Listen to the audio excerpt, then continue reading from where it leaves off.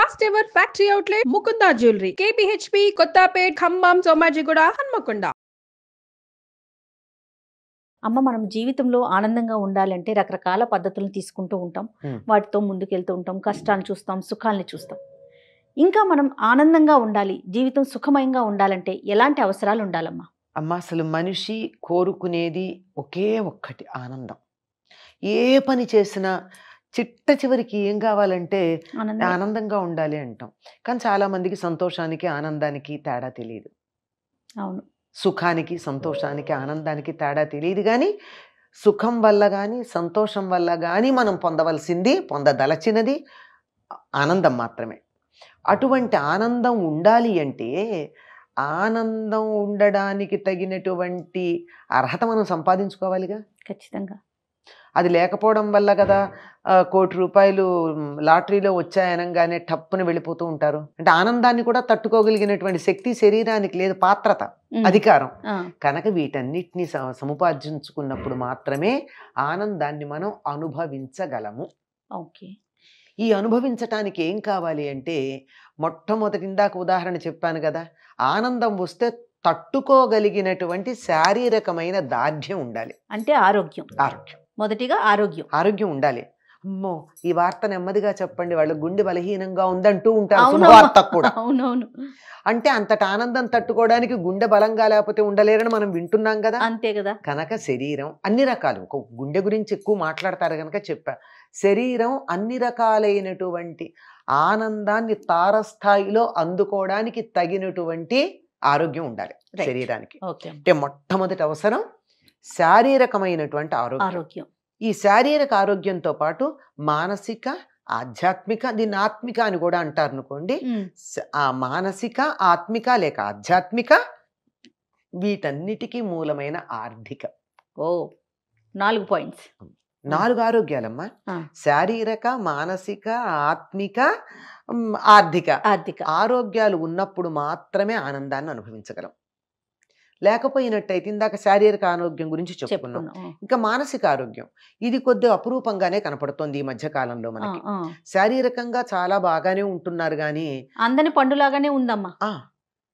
శారీరకంగా బాగానే ఉంటున్నారు, అది కానీ దానికి శారీరకమైనటువంటి బలం ఉంది కానీ మానసిక బలం ఉండట్లా. అవును, చిన్నదానికి తట్టుకోలేకపోతున్నారు. చిన్న ఇబ్బంది కలగంగానే ఎవరైనా నా మాట కాదనంగానే నాకు చెట్టు కోపం వస్తుంది.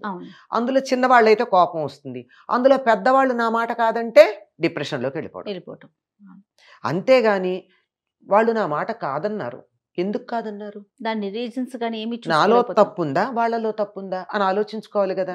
2 రకాలుగానే మనం బాధపడక్కర్లేదని చెప్తారండి పెద్దలు. ఒకవేళ ఆలోచించి నాలో తప్పుంటే సరి చేసుకుంటా, వాడు నాకు గురువు అయ్యాడు లోపం చూపించినందుకు. నాలో తప్పు లేకుండా అన్నాడు అనుకోండి, ఏముంది, వాడు తెలివి తక్కువ, వాడు నేను సరే అనుకుంటాం, సరిపోయింది. ఈ మాత్రం ఆలోచించుకోలేకపోవడం అయినటువంటి వల్ల మనం ఇప్పుడు చూస్తున్న అనేక రకాలైనటువంటి ఇబ్బందులు చూస్తున్నాం సమాజంలో. అయితే ఆత్మహత్యలు, లేకపోతే కౌన్సిలింగ్ సెంటర్లు, లేదంటే తీవ్రవాదులు, చంపేయటం. 3 రకాలు. వాళ్ళే చావడం, చంపడం ఒకటే మార్గం, లేదా కుంగిపోవడం మరో మార్గం అనుకుంటున్నారు తప్ప తన ఈ స్థితి వల్ల, మానసిక స్థితి వల్ల తాను ఏది పొందాలనుకున్నానో అదే పొందలేకపోతున్నాన్న సంగతి మర్చిపోతున్నాడు. ఎట్లా అంటే తాను కూర్చున్న కొమ్మని తానే నరుక్కున్నట్టు అట్లా అవుతోంది. కనుక ఉండవలసింది మానసిక ఆరోగ్యం. ఈ మానసిక ఆరోగ్యాన్ని పెంపొందించుకోవాల్సినటువంటి అవసరం చాలా ఉంది మనుషులందరికీ. రైట్. శారీరకమైంది, మానసికమైంది, ఇంకా ఆధ్యాత్మికం. ఇది ఉన్నప్పుడు మానసికంగా కొద్దిగా అటు ఇటు ఉన్న సర్దుబాటు అవుతుంది. ఎట్లా అంటే భగవంతుణ్ణి నమ్ముతారు చాలా మంది. భగవంతుణ్ణి నమ్మని వాళ్ళు కూడా నమ్మేది ఒకటి ఉంది. దేవుణ్ణి నమ్మకపోయినా దేన్ని, తన్ని తాను నమ్ముకుంటారు కదా, ప్రకృతిని, తనని తాను నమ్ముకుంటాడు. తన మీద తను నమ్మకం ఉండాలి. అయితే ఆత్మవిశ్వాసం ఉండాలి, లేకపోతే పరమాత్మ విశ్వాసం ఉండాలి. అంతే. ఈ 2 ఉన్నట్టయితే మనిషి అసలు దేనికి కూడా భయపడవలసిన పని కానీ, దిగులు పడవలసిన పని కానీ, కుంగిపోవలసిన పని కానీ లేదు. కనుక పరమాత్మ విశ్వాసం లేకపోయినా కనీసం ఆత్మవిశ్వాసం ఉండాలి కదా.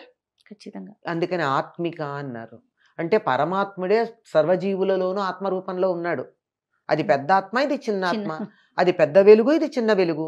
ఆ వెలుగు నుంచి వచ్చినటువంటి నిప్పు రవ్వే కదా ఇది. అంచేత ఇది ఆలోచించిన వాళ్ళు అది అర్థం చేసుకుంటారు. నేను ఆ పరమాత్ముడిని నమ్మను, నాకు కనపట్టలేదు అనుకున్నారు అనుకోండి, అంత మాత్రాన వాళ్ళు ఏమీ చెడ్డవాళ్ళు కాదు, ఉన్నత స్థితికి రాని వాళ్ళు కాదు. అనమిత్త నమ్మకం పెట్టుకోమనండి. ఇది బాగా ఉండాలి. ఈ ఆత్మవిశ్వాసం ఎప్పుడైతే ఉందో, తన మీద తనకు నమ్మకం ఎప్పుడైతే ఉందో, తప్పనిసరిగా ఆనందం ఉంటుంది. నేను చేసిన పని ఉప్పు, నేను సరైంది చేశాను, నేను తప్పు చెయ్యను, ఒకవేళ పొరపాటున ఎప్పుడన్నా నా వల్ల తప్పు జరిగినా నేను సర్దుకుంటాను, సరిదిద్దుకుంటాను అనేటటువంటి నమ్మకం ఉన్నప్పుడు అది ఆత్మపరమైనటువంటి ఆరోగ్యం. ఇవన్నీ ఉన్నాయి కానండి, పొద్దున్న లేచిన దగ్గర నుంచి నాకు అన్నం ఎవరు పెడతారా అని ఎదురు చూస్తున్నా. ఆకలి, బాధ. అప్పుడు ఏమిటండి ఇవన్నీ ఉన్న లాభం ఉందా?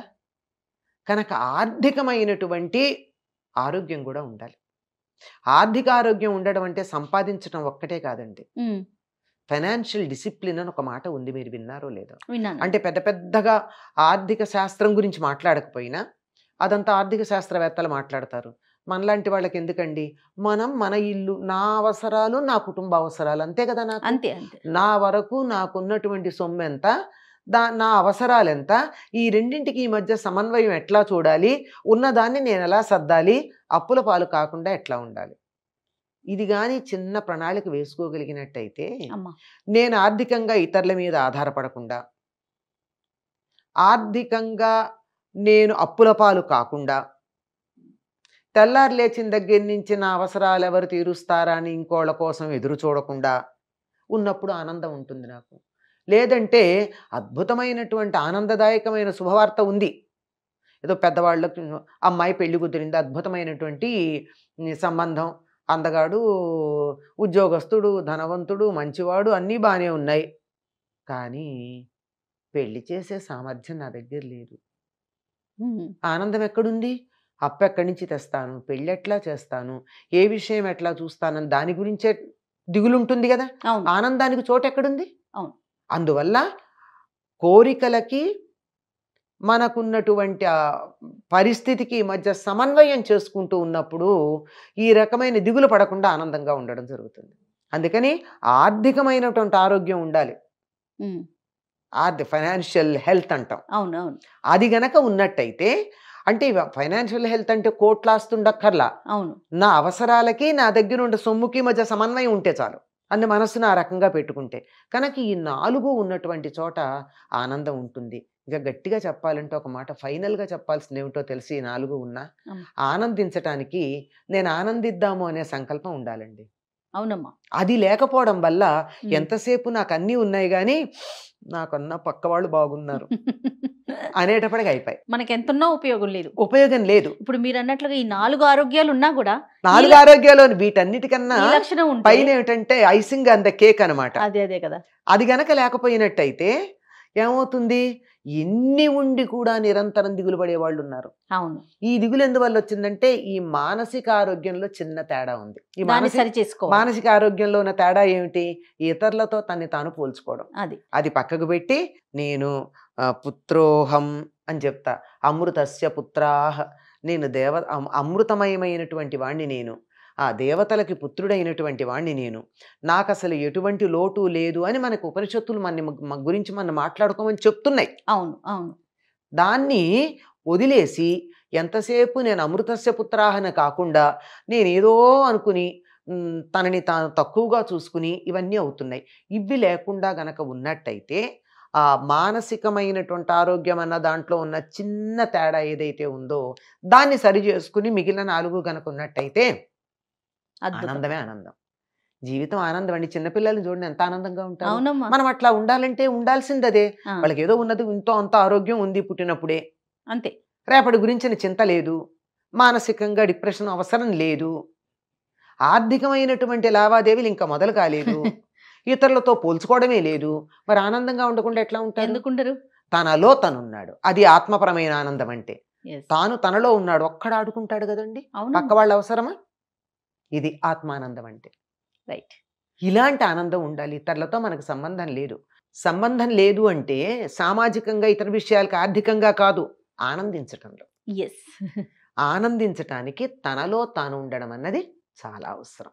చాలా సంతోషం అమ్మా. సంతోషం. సుమన్ టీవీలో మీ పర్సనల్ అండ్ బిజినెస్ ప్రమోషన్స్ కోసం కింది నెంబర్కి కాంటాక్ట్ చేయండి.